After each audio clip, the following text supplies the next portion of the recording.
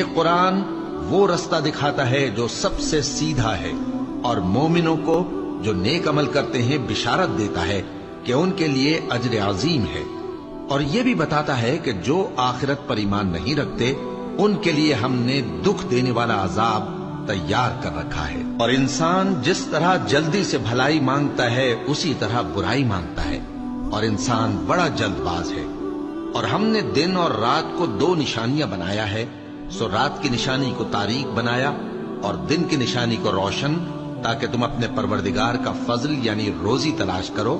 اور برسوں کا شمار اور حساب جانو۔ اور ہم نے ہر چیز کی بخوبی تفصیل کر دی ہے،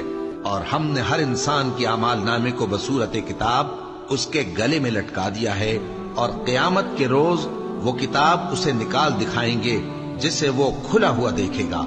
کہا جائے گا کہ اپنی کتاب پڑھ لے، تو آج اپنا آپ ہی حساب کرنے والا کافی ہے۔ جو شخص ہدایت اختیار کرتا ہے تو اپنے لیے اختیار کرتا ہے، اور جو گمراہ ہوتا ہے تو گمراہی کا ضرر بھی اسی کو ہوگا۔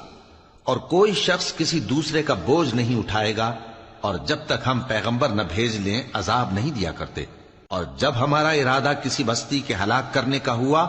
تو وہاں کے آسودہ لوگوں کو فواحش پر مامور کر دیا، تو وہ نافرمانیاں کرتے رہے، پھر اس پر عذاب کا حکم ثابت ہو گیا اور ہم نے اسے ہلاک کر ڈالا۔